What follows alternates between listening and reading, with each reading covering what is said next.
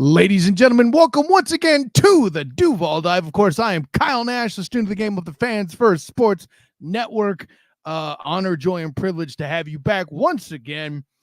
And a lot of the members of the Duval Devout reminding us that it's a short week this week because it was only 2 nights ago that we had to witness what has been referred to in the social media spaces simply as that, the debacle there at Highmark Stadium in Buffalo. Listen, I know there's been a lot of questions thrown, a lot of problems had, a lot of worries to be brought about. And let's be honest, Duval Devout, a lot of you are calling for the building to be torn down from the foundation and the fires to be set now that it's 0-3. Listen, I don't know if we want to go quite that far yet, but that discussion can be had, and maybe we'll have it here with the help of my personal champion, the Big Cat Country's own Travis D. Holmes. What's going on, my man? Me? You. Me? You don't have the shirt on today. I'm confused. Well, what's going on, man? It's a good day. It's a busy day, man. I'm here for it. I love it. Yeah, listen, right out to gotta keep your head up, Kings. Listen, I respect that support right up. And then Robert has reached the acceptance portion of his anger. Jags. Jags. All I can say. No. It's not Jags. All I can say. Come on, Robert. You got to get with it. It's because Jaguars. That's what it is. Because Jaguars. Yep. Hashtag because Jaguars. What can go wrong will go wrong because Jaguars. Murphy's Jaguars. Yeah, That's man. a whole thing. Well, let me lead with this. First off the bat, is the statement to be made that the season's over? Because if so, we're going to have a lot of long podcasts coming up here soon. I'm not ready. I'm not ready to say that yet, bro. And I know everybody else is, and I can understand why. Like it's like if you're asking me to bet on who's going to win certain games and things of that nature, yeah, of course, I'm betting on every other team every other week until I see something better because I'm not crazy. Right. But if you're asking me, is the season over right now? Nah, I'm not willing to say that just yet because I still hold out faith, at least realistically, for the next 2 to 3 weeks. Well, when they're entering that weaker part of their schedule, and we have, and maybe even entering a weaker part of the AFC South play, that there are things that can be done to change things, like firings, like scheme changes, things of that nature. So yeah, we'll get into it. Yeah, well, and let me compound your point because we were talking earlier that I had a stream of consciousness that I couldn't remember before we started show. Right when you said that, I remembered it. Let me ask you this question, and it's so silly. I don't really believe it's true that the Jags are a better team if this happens. I think this actually supports a statement you've made going back into 2023. You'll know what I mean when we get there, Travis. But if Travis Etienne doesn't fumble the ball, or Dearness Johnson doesn't have an illegal shift against the Browns on that touchdown that Trevor plays through, but nobody wants to remember because it's not in the stat book and people don't watch games that are colleagues of Nick Wright or Emmanuel Acho. I said it. Are they throwing Trevor under the bus like they are? Are the Duval Devout calling for the fires to be set in the same fashion that they are now? Of course they're not, but people are fickle, man, and fans are very, very, very fickle creatures. Unfortunately, I mean that's why they're called fans. They're fanatic. So it kind of is what it is. But that ain't where we are. That ain't where we live. We live in the real world. In the real world, them things happen. So, unfortunately, yeah, we could have been 2-1 realistically, or at least 1-2 realistically, and feeling solid about it. But that's not where we are, and that ain't where we at. It ain't where we headed. So, what are we gonna do about this week? Well, again, we'll get into that. But unfortunately, it kind of is what it is. That this is a team who is what they put on tape. This is a team that is what they put on the film, and what they put on the film is consistently making these small mistakes that change games. Yeah, well, I mean, that's what it is to be at the NFL level. You start getting to those smaller details, meaning different things. And listen, as smaller details go, I feel compelled to point out, not because I'm a Jags homer, I'm actually, listen, my Niners cap is out of reach, but I'd show it real quick. it was funny. I had to point that out on the Texans 22 podcast. They were all going like, I know your Jags are this. I'm like, buddy, listen, let me be clear. Be as mean as you want. It's fine. I'm a Niners fan. I cover them. My Jags. I'm just here to advocate for things you might be getting a little bit wrong, which I did. Check it out. Shouts to me and Leo, by the way. It was an excellent time. And even if you're a Jags fan, I think they're tolerable enough with their football knowledge that you'd have fun in the episode, especially with the way we talked about the game, which we'll do ourselves here shortly. But that all being said, the answer is always that things are somewhere in the middle. But I think what the problem is, and it's because, in fairness, the problem is the teams haven't given fans anything else to look at but in introspection. And then when fans are looking at it long enough, you start looking at mistakes of the past. I mean, heck, a good friend of ours in the general, Mike Patton, who does touring the AFC South. Yeah, I'll give him a bell.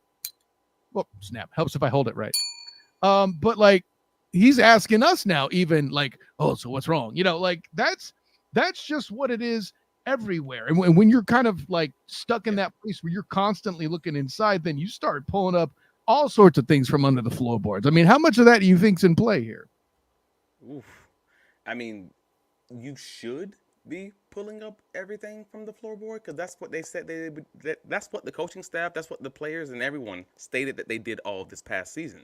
I mean, that was the end of the year press conferences for Doug and for press and everyone, that when they were stating, hey, yeah, we're taking it back. We're not taking it to the floorboards, but we're lifting over everything. We're looking at everything to see what we can change, to see what we can do better. Cool. That was the whole off season. So, and you went through the whole training camp and preseason and kind of said you were doing the same things. And now you're looking back and saying, all right, we did all this. This is what this season was for. And if nothing's changed, I can't go through a whole, like, this is a player's perspective. I can't go through a whole season like we went through the end of last season. Like, the end of last season was gut wrenching. And now you're telling me I got 17 weeks of this? Like, that's a real thought process. That's a human experience at that point. Like, I don't know what to tell you. Like, these guys are people who just happen to make millions of dollars and happen to get into car accidents once a week. Like, that's unfortunately what their role is, what their job is. That's what they've chosen as their livelihood. So to act like these guys aren't people is just kind of be crazy. So spoke to Doug earlier today. He stated that he didn't believe that, there was no concern over the team's psyche, and that he still had, he still felt like the confidence was there, the confidence was high, and all the right things that he's supposed to say. But yeah, well, I'll say this. The confidence is high. The last coach who I heard say that in person, Travis D. Holmes. I mean, I don't want to make a comment about things being in the city, but they were mired in it. See what I did? I made an urban reference. I have a better one when he said it, when they stated that the confidence was high in James Robinson, 48 hours before they traded him at the press conference that you and I were at, and we predicted that they were going to do it. Oh, okay. Like, first of all, that's a great shout by you, but nonetheless, I think I think that's an interesting connection. But you know what? I'll even let you throw in the humble brag that you called that like Babe Ruth allegedly called his shot, which he really didn't do. By the way, speaking of introspection, Robert, right on cue, Ken Robinson is trash. Well, there you go. I'm glad somebody brought this in the chat. I've started to see this too. I don't know if you have, Travis, but what's up with the Entienne rumors? Does this stem from comments he made earlier in the year? Now, granted, I don't pay as much attention to all of the press conferences as you do. You're there as the news guy with with Big Cat Country. So I'll answer. Go ahead. Go ahead. No, go ahead, because it depends on which rumor. Like, there's always rumors always going around an NFL football team because people have friends, people have family, people have emotions, just point blank period. So when he says the rumors, there's probably 3 to 4 different ways I can probably take this conversation, and I'm not 100% sure I know what rumors specifically. Well, I'll guide the combo just for the sake of show structure. Like, Hef is throwing in, like, you just say trade rumors, Hef, which I we get that part. What I'm getting to is you talking about the Chiefs one? You talking about the Steelers one? Those are the 2 I've seen so far. I don't know if you've seen others, but let's Right. start in that direction. For one, I'm going to say this first. I hope not, because what exactly are you going to get out of these cats? At the very least, listen, the Steelers were supposed to be bad and aren't. And then the Chiefs, what do you gain if you're getting draft picks out of them? They're probably going to be a what we'll call it high 20s, low 30s pick. Well, let's be real, man. Let's go behind the scenes. Like, on the off chance that something like that was even true, which I don't believe that it is. Yeah, I don't either. I don't see the For a game. few reasons, but the main reason being the only way I would see a trade rumor coming true in this individual situation is if it was a trade request, and that would have to be from ETN's camp, from my perspective. Which, if it is, I mean, listen, class to him not saying, I want to be traded, where, and negotiating through the media. If that's happened, which we aren't saying did, we're speculating because we're analysts. Don't cite us on anything. Don't be that guy, please. And thank you. I mean, I specifically said I don't believe. Yeah, I specifically stated that I don't believe that they be the case. But we nevertheless, aren't UNLV assistant coaches promising people stuff that didn't happen. Too soon. Anyways, you have a GM who potentially might not even be here, and a coach who potentially might not be here, talking about trading a running back, which is generally a low valued item as far as today's NFL. So when you're trading them, you're realistically going to they picked up the 5th-year option. Cool. Yeah. You're realistically trading him for what? Maybe best case scenario, or what, a 4th? Maybe? Like, best case scenario? See, here's the thing. I think these rumors, as you see them, because when you point out the Chiefs actually, now that I say it out loud, don't make sense other than the fact that NTN can catch passes out of the backfield. And I guess maybe they want an insurance policy for somebody who might get hurt or something. But again, I don't see the fit. The Cowboys, what do you say, Travis? It makes more sense from the other team's perspective. It makes so much less sense from the Jaguars, from the GM perspective, from the coach perspective, and from the team building perspective. When they have him again cheap for another year, I don't know why they would give that up. Like, I don't know what the motivation would be unless it's the motivation only from ETN's camp, and then they're just like, all right, we'll let him out of the locker room to save the locker room. Well, and listen, you and I have both seen in ETN, like, this is not a locker room cancer guy. Okay. Correct. Like, I'll never forget. And this is an anecdote to kind of prove, where I get this from. But the first time he broke 100 yards, I believe it was his first game after that same Robinson trade you talked about, right? He got his first start, same time got his first 100-yard game, right? I asked him in the locker room, hey, you got your first 100-yard game. How excited are you about that? No smiles cracked, not even a, yeah, but it was like, nah, man, we didn't win the game. It does the whole thing. The next week, the game was won. No 100 yards. This dude was beaming. All right. He had teeth whiter than Julia Roberts in his smile. You know what I'm saying? This guy, that does not sound like a guy to me that's going to go, yeah, I want to get traded. And listen, maybe he does. We don't know for a fact. That's the problem. Man. But you could be the happiest person in the world, bro. But if I'm over here losing and I'm tired of being a loser, and I've been a winner a good portion of my life, that don't have to make me a locker room cancer to say I want better employment. This is a job, bro. Right. But I'm specifically speaking to the statement you made. And again, this is less about you and more about the folks at home, construing something in the wrong direction. I feel like this is relatively new at being this personality thing. You an analyst first. So I'm trying to bail you out on a couple things here on instinct. I'm trying to be a good host is all. But and let me take the conversation back here. The people are saying Chiefs for the trade. I mean, okay, maybe, like I said, maybe an asset out of the backfield. I mean, if you want to further augment like somebody who's like Macaulay Hartman, but better. Okay, sure. The Cowboys, I get it. And maybe they'll end up with a high draft pick. But the Steelers, I don't see it. Where would he fit in that role? And the Steelers doing well right now. I mean, are they looking to augment their core? And I don't think they'd pay the price for NTN to do it because he's going to need a contract immediately. I don't think NTN would want that either because then he'd be a rental unless he's preemptively going to another. I don't know. Like you said, and you mentioned the Jags. What was that, buddy? I said, no, I'm just agreeing with you. Yeah, I just don't see where it makes sense. And you were talking about from the Jag side, it doesn't make sense. I'm talking about, I'm stating both sides. Yeah. Just to make sense. Chewbacca is a Wookiee. He is on Endor. It does not make sense. That's right. I just used the Chewbacca defense here on the Duval Dive. What you gonna do about it? Anyways, let me go to the next comment here. Robert chimes in. Peterson is going to lose this team. I'd rather keep losing if it means Bulky is going to get Smith. Being a healthy scratch is enough. I see. I agree. I was in agreement with you, Robert, until that last line. When people start talking about the Mason Smith thing, that's a different conversation. Because everyone has their feelings, and I think people start like linking things that I don't necessarily believe are linked. And I had this conversation on one of the Buffalo Bills podcasts last week. But basically, I don't believe that Mason was benched.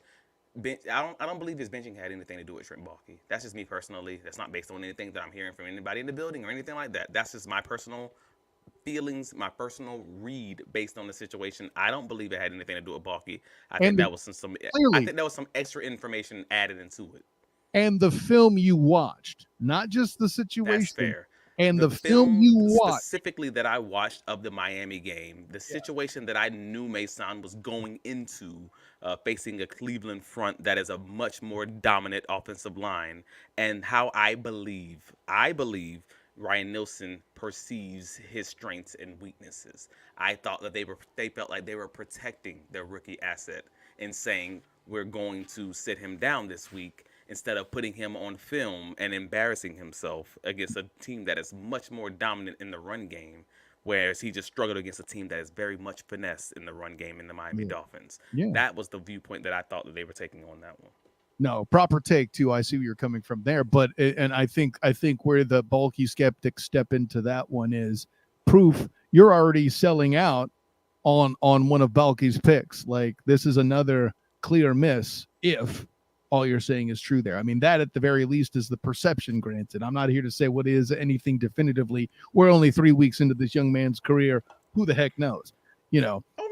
But at the end of the day, Baalke has been criticized by me heavily for not investing in the offensive line, for not investing in the defensive line, as far as the interior O-line and the interior D-line, specifically. And then this season, he invests two top 4 round picks in defensive line and 1 into the offensive line. And everyone seems to be mad at that part, which I think is funny, because they're literally mad at all 3 picks because of who they are, maybe because of what position they play. I'm not 100% sure, but nevertheless, they're mad at all 3 picks. And he's legitimately never done that before, because he's not like, the only interior O lineman that he's drafted was in the top 4 rounds was Luke Fortner. And how'd that go? And all of it, yeah, and that wasn't great either. And he hadn't drafted any interior D lineman in the first 4 rounds in that time frame, also. So it's like you're stuck between a rock and a hard place, because people just don't like how he draft. That's what it comes down to. They just don't like how he draft, and at the end of the day, they need a reason to be mad at him for those reasons. And you don't need much of a reason. Just look at his teams. Yeah, he hasn't built a great team. I'll say, I think we've said plenty about that. Oh my God, we're 20 minutes in with this. This is crazy. Anyways, injuries, man. There's a lot of people limited this week. Yeah, so many, bro. Now, but at least we're getting Darnell Savage back. And we're seemingly going to get Jarian Jones back. I mean, his issues with his shoulders seems to be more of a pain tolerance issue. So more likely than not, he should be fine. So fingers crossed, we may be, for the most part, moderately healthy. Just missing, as far as the secondary, just missing Tyson Campbell, who's obviously on IR, and potentially, likely missing Foye, who's not an IR candidate per Doug earlier today, but he's unlikely to play this week with plantar fasciitis. Any time this football team, Travis, doesn't have Foye Oluokun is something to be worried about. Period. My mama told me I got Foye Oluokun at home and Ventrell Miller. Well, you better stop that mess. Anyway, I ain't gonna play with you on that one. You knew you did that on purpose. You're like, once you get Kyle on this one. Man, gosh, the only thing that hurt me worse than that was seeing was having to talk about Foley Fatukasi on a Texan Fatukasi. show, man. Good God. Yeah, Anyways, I miss yeah. that. No disrespect. While we still struggle with that interior D line to help stop the run. Well, whole other question. But well, I mean, you mentioned that too. By the way, yeah, I think Tank Bigsby on there is on the list as well. Coach has said he's going to come back. I believe, and you can correct me if I'm wrong on this. Gabe Solder situation, coach expects Oh, him to I'm be sorry. back Yes, as well. Gabe is day to day with his shoulder injury. Anton is day to day with his same knee injury that he had the previous week.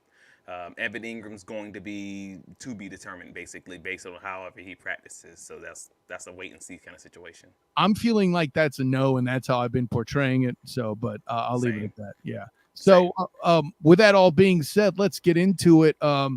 You could also, I believe, tomorrow drops my keys to the game here for this one on the Fans First Sports Network. So make sure you check that out as well. But I think one of them that stands out once again, and I'm not saying this just because it's an offensive line problem for the Jags. I'm saying the trenches are a problem. I don't normally analyze like this, Travis, but I have a theory and I want to see what you think of it, right? I think Okay. the first quarter, you can come out and have a first quarter or a great first quarter and win or lose the game nonetheless and snatch defeat from the jaws of victory or vice versa, right? So Right. the punchline is with this one, I don't think this game is that type of game. I think what happens in the first quarter will completely decide, if not ultimately super largely, assuming nothing crazy happens like Trevor or CJ Stroud get hurt or anything like Yeah. that, right? I think it's going to be about who establishes the run better early, which neither of them may, if you look at some of the offensive line gaps we've seen from the Texans as well. More on that later. But this interior offensive line isn't great, obviously, but the Texans aren't necessarily a group that is great at stopping the run. But I actually even went over that on the Student of the Game podcast with Patrick Creighton, who is the co-host of Cecil Shorts III, who's doing a Believe in Texans podcast now. Really? Former Jaguar Cecil Really? Shorts III is doing a Texans podcast. Anyway, that's where we are. Shouts to Pat Creighton and the Student of the Game podcast, which comes on. I'll be doing it after this one on Huddle Up and Sertoba YouTube I channel. guess Cecil was not Duval till he dies, huh? Oh well, I mean, he kind of got traded and stuff too. That's a whole thing. But I mean, that's fair. I'll say this: I feel like that whoever can establish the run more effectively and can be a multi-dimensional offense controls this game. You don't ultimately agree with that, right? I mean, absolutely. I'd have to agree. So it's obviously a little bit of good news that at least Joe Mixon, did not practice today. But it's only Wednesday, so we'll see what happens there. But The talk I'm hearing is he's expected to be a pretty clear scratch too. He's kind of like Evan in that way. right. So I'm looking forward to that being anything that help this team that's kind of just limping along. Maybe have a potential chance of just having a competitive game and hopefully maybe even winning. I'll be a fan of. And then you also have Damian Pierce, who also has his hamstring, and he was a DNP today also. So that's two of their top running backs may potentially be out or at least limited. All right, cool. If running the game is what we're talking about, then let's figure that out. And maybe let's get Tank Bigsby some snaps, man. Some actual run. Well, and let's start with that. First of all, Tank has had good plays when he's been given opportunity to do so. And for the most part, other than one big crack that took his shoulder down, has held on to the ball. So that much credit to him on that. He only had two rushes this past Monday because again it was a blowout. But even then, ETN had double-digit rushes and Bigsby only had two. Bigsby's two other rushes got called back both for penalties. On the offensive lineman, so he would have technically had four rushes called. At the end of the day, I feel like if this team is more like the Detroit Lions, if they would just take an example from the Detroit Lions. They have Gibbs, they have Montgomery. This is where we leave. We use the Lions. No. I'm just saying, if you have issues figuring out who your identity is, don't figure out your identity. Just steal somebody else's. I don't give a damn. Like, that's fine. The Lions are showing you how to do this. You can have two running backs who are significantly different and use them in different ways. But you might want to give the hammer a few more runs to keep this thing moving. Tank is your hammer. ETN is your Gibbs. and just make that thing work in that way, baby. Come on, this ain't hard. I'm with that, and I'll say this too: if the Jags are actively doubling Foley, Hmm. Fatukasi, they have an undersized defensive tackle core, and whoever is left isolated, they just need to do your damn job. Like, listen, because if you can't do That's your job, you were about to lose your job. That's basically what it boils down to in this game. I feel like the Texans can be got, and I feel like the Jags front can be got because, simply put, all you got to do is observe the rotations, calculate right. the right time to run your scripted play to take advantage of that rotation. Guess what? You just gashed him with Cam Akers, who, by the way, has been a starter in other places. That's filling in for Joe Mixon. He's not a bad runner either. Sure, he's fine. Um, I'm not gonna over exaggerate what he is, but yeah, do your damn job. Yeah, that's not bad, Drew. Who really stepping in? But that's the whole point of all this is, man. Like, if you have a team that's super mid, and I'm not trying to say the Jag. Well, no, I am saying Not that. say The, it. Don't front. We all know you are, and it's no, okay. I am saying that, and I'm not even gonna lie about it. I ain't running from it. Whatever, they fight me then. The Jaguars are mid in a lot of ways, and mid and it. In the words of sorry, in the words of Dave Chappelle, ain't that wrong with mid. Mid is great in the right situation. And right now, the Jaguars are a 500 team talent wise. They are right there, right in the middle. They can win a lot of games. They can lose a lot of games everywhere but the offensive line and the scheme. I think that they're a 500, they're a 9-win, maybe even 10-win at some spot team who could win a lot of games if you just get out of your own way. Just stop making mistakes. Just do your damn job. And if you Mm. can do that, I think they'll be just fine. But they're in their heads. They're in their own ways. They're figuring out the scheme. They're thinking through the concept of life and what there is in the future and all of these other crazy things on the edge of a cliff. And they just losing it. And they just got to play ball, man. They just got to get out there and have some fun and do this thing. That's interesting for somebody that doesn't believe tangibles are a thing. But Oh with that gosh, being said, you goodness. mentioned Uh, well, and the reason why I label it that way, Travis, is because that point of view I think is a factor. Because why? Listen, both teams suffered a blowout last week, Travis. I mean, that's a fact of yeah. the case. But what I feel like it is, I feel like this is a Texans team that's about to be pissed, hosting the Jags, trying to avoid and stare down the prospect of two straight losses, right? And then and meanwhile, the Jags, like, if we believed that they've quit the way we heard about on Monday, and I think you Yep. might have even alluded to it yourself, Yep. respectfully. You know, if that's the Jags versus what the Texans are coming onto the field, I think that certainly wavers right in the direction of the Texans, don't you? Oh, absolutely. If they come out in the first, not even one, not even like, if they come out in the first two series and punch Jacksonville in the mouth, it's a problem. Remember Like if that first quarter Jacksonville, take like I if gave ja- you? you're right. Like if Jacksonville finds a way to make them make a mistake, or maybe even just get a 3-and-out, like it could be something basic like that. Because to Doug's point earlier today, he said, I mean, this is a team that is looking for a spark in a lot of ways, and they're trying to create that spark, whatever it is. If something as simple as just having a 3-and-out instead of giving up a field goal or giving up a touchdown on the first series of the game, or maybe even getting a field goal or getting a touchdown on your first series of the game if you get the ball first. Something as simple as that can be a spark for this team because in every way they're a team that is in the third year of this coach, but also feeling like a team that's in the first year of this coach. Like they in every way they feel like a young team, a very immature team as far as that's concerned, and they're very reactive to what's happening around them, their surroundings. And because of that, many people say that they just don't feel like a team that's very good at reacting uh, to tough situations, to adversity. Which is fascinating because going to London and getting away from the noise, to quote one Trevor Lawrence, they were undefeated in London. They struggled with the Yeah. bad home record. Now, granted, I've pointed out there's a number of reasons that also impact that: the tough schedule, playing a bunch of people that made it to conference champions and playoffs. Blah blah Hmm. blah blah blah. Punchline being, though, that kind of supports your point based on what you made. Those first 8 games, as you mentioned, there were a lot of close football games, and the Jags were able to hide those things. But now suddenly it is revealed because while the lowest of the lows of the Jags schedule last year were pretty low, the Panthers, Yeah. the floor of this year's schedule is much lower and the ceiling may not be as high, but that low floor is kind of asking for a consistency that these traits don't allow, right? I mean, yeah, and that's what we come to. And at the end of the day, when all it took was one team to put it on tape, that they could be dominated physically, and if you can dominate them physically, you can beat them. And everybody basically figured out ways to do that in whatever way possible. See, and I don't they got to find a way around it.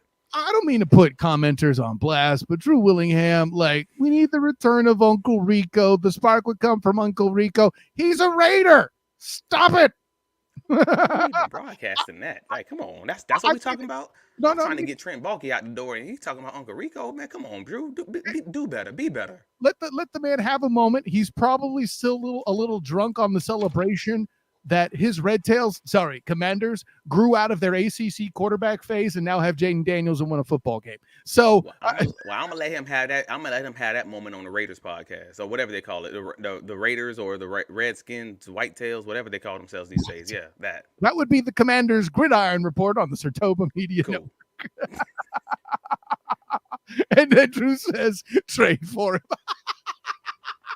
Anyways, and then shouts here. The Sea Breacher says, what up, Travis? Anyway, bro, it's time. Oh, man. What do you think's going to happen, man? What you got?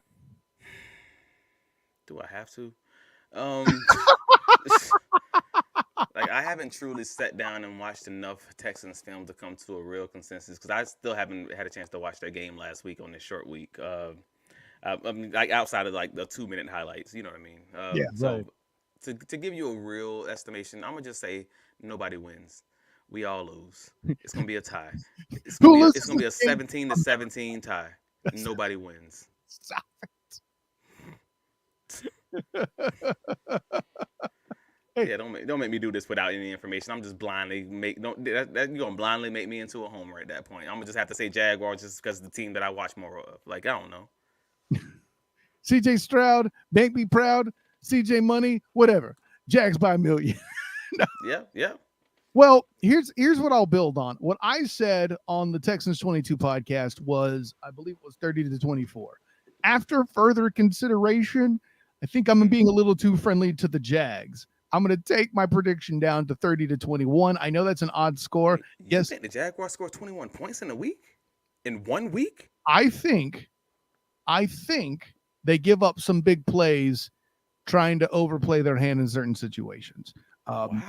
I would consider that a victory at this point. It's a loss, but it's a victory in their hearts. They scored 21 whole points. I mean, moral victories, baby. You know. Way to go, Doug. Way to go. Ladies and gentlemen, I was not aware that Travis was in this bad a state of affairs. But I didn't think Doug had it in him. A whole 21 points in one game? I mean, in a game. Because we'll see, they're going to call plays to allow Travis Etienne to raise his trading stock. The man's out of score, but obviously he's going to fumble it away because he don't want to be traded. He's going to fumble it away. Oh, Lord. Here we go. Anyways, man. First of all, Drew enjoyed. Do I have to? Anyways, thanks for checking in, Drew. We appreciate you. So I even got Robert rolling, dog. There you go. But yeah, man. I mean, if you're abstaining, I'll admit that's a new one for the episode. But yeah, okay, fair enough. All right. Well, all right. Jaguars win 19-17. Is that better? I mean, I still don't think they scored 21 points. But a sloppy game could still happen here. Let me be clear. I mean, you got to remember with the Texans, they have the single most penalized player in the NFL right now in Laramie Tunsil at the tackle spot. So that's a factor. Nice. Okay. So anyways, we'll wrap it from here. Make sure you do check out, though, when Travis does some sort of prediction on BigCatCountry.com. Thank you. Because that'll be more well informed. In his defense, listen, the short week thing, I know it's only 1 day difference, but I will vouch for Travis on this. It messed me up pretty bad here too. I was scrambling. I mean, listen, for those that saw the YouTube channel, which please subscribe and subscribe and get your notifications from the Duval Dive YouTube channel. Yes. If you saw that, if you watched on the Duval Dive YouTube channel, you will see the intro was not our typical intros because Kyle didn't have time to make a new one. So, Hey man, losing a day is something serious that folks don't understand the work that goes into these things. So I'm here for you, bro. but with that being said, Travis, tell the people. Well, yeah. I mean, you can find all my writers covering the Jaguars, bigcatcountry.com, right here, right here. And it's not a link, but you just type it into your computer and it take you right there. It's a magical thing called the internet, man. Back to back podcast built different. I appreciate you, C Breacher. But yeah, bigcatcountry.com. Save it as your favorites. We will have the post game write up after every game, and I'll also give you guys my takeaways and musings and thoughts on the play by on the rewatch. Normally around Tuesday to Wednesday. 20 things to take away from the game, but also Travis D. Holmes on Twitter. I'm very social, very active. Please add, like, and subscribe to our YouTube channel. If you're listening to us right now, definitely please like and subscribe. If you want to support us, do that, do that, do that. We will appreciate you forever, and we're all throughout the comments. Like, subscribe, comment, all of it. Where can you be found, sir? Hey, listen, an honor, joy, and privilege to always do shows with my man, my personal champion, Travis D. Holmes. Of course, I am Kyle Nash, a student of the game. You can find me on Twitter, Instagram, and Threads at the SOTG. Find me on Facebook as the student of the game. Check out my writings with the Fans First Sports Network. Each week, I have my keys to the game, as well as the good, the bad, and the spotty, where I make my observations for the week after the game as well. Go check out Travis's post game first, and then read mine for a little bit more of a silly thing. Listen, I talk about throwing interceptions to zombies and everything. It's great. Of course, then check out the podcast circuit I run as well. I do the Night Shift podcast powered by the Black and Gold Banneret, where I also write to cover UCF Colorado versus UCF on big game noon kickoff, even though it's at 3:30. Whatever. The punchline is big noon Saturday is on the campus there in Orlando at the Bounce House. That's going to be a fun time. I'm hoping to be included in that. And check out the Night Shift Live, just like we do the Duval Dive live after Jags games. The Night Shift Live podcast, you see me live, and I'll be down at the Bounce House on the field post game after the press conference talking with my man Eric Lopez as well. That should be fun. And of course, the Student of the Game podcast, which I will do shortly after this one, 9 p.m. Eastern, Sertoba Media and Huddle Up YouTube channels. Check that out as well. And of course, if you do miss the video production, Fans First Sports Network has our back. You can check out the Black and Gold Banneret, YouTube, or not YouTube, sorry, Black and Gold Banneret and the Duval Dive out on Spotify and any of your favorite podcatchers as well. I think that's everything. Oh, yeah, Huddle Up podcast on Tuesdays when I can make it. I'm on there. I missed my week there because I was on the Texans 22 pod talking some schmack with them. So it's a fun week every week when you're talking to us folks. But thank you again to everybody in the comments. And listen, more of the same. We'll see you after the Texans game in Houston there for our instant reaction. Hopefully somebody keeps Travis away from the booze if it goes badly. Hey, man, let me live my life. Let me be great. Come on. Hey, listen, I'm not going to say I have a problem with it. But listen, honor, joy, and privilege. Thank you to everybody in comments. Thank you to Travis D. Holmes, my personal champion. Until next time, everyone, class dismissed.